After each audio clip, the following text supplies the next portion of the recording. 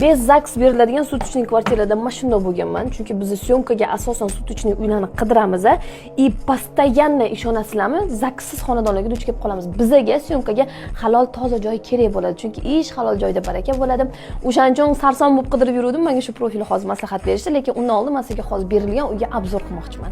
Bardakka ahamiyat bermaysizlar. Biz soat 4 gacha почти 10 kishi bu yerda syomka qilganmiz. Bu yerda, kстати, garderob bor, lekin garderob ko'rsam hozir qo'rqib ketasizlar.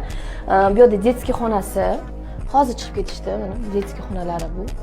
Biz hozir oshxonadamiz, kuxonniy syomkaga tayyorgarlik ko'ryapmiz. Menga kuxnyasi juda ham yoqdi. И bilasizlarmi, buni men bu yoqda uylarni, misol uchun viloyatdan kelib bo'lib ketgan qizlarimiz yoki bo'lmasam viloyatdan kelayotgan kuyovlarimiz to'y qilishi kerak Toshkentda yoki bo'lmasam kelin kutish, kuyov kutish mana shunaqa narsalar bo'ladigan joyga ham olsanglar bo'ladi bu uylarni.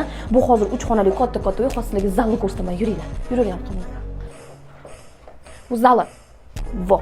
Zaliga просто catering xizmatini chaqirib turib, 15 kishilik joy qilsanglar bo'ladi. Video ham просто chiroyli. Vannani cho'tka qilib obzorga bermoqchiman, chunki reально chiroyli. No, biz asosan vannada syomka qildik. Deyarli 8 soat davomida 10 kishi vannada mana shu kraskani reklamasi uchun ter to'kdik. Из-за этого obzor qilib cho'tka qilib ko'rsatib bera olmayman. No, lekin agar sizlarga uy kerak bo'lsa, viloyatdan kelayotgan mehmonlarimiz, turistlarimiz faqat zaks bilan sizlarga cho'tka uy kerak bo'lsa, mehmon kutish, kuyov kutish, kelin kutishga mana shu uyni sizlarga men tavsiya qilaman. Kuyov-navkarlarga ham maza qilib kutsanglar bo'ladi. Narxlar juda ham arzon.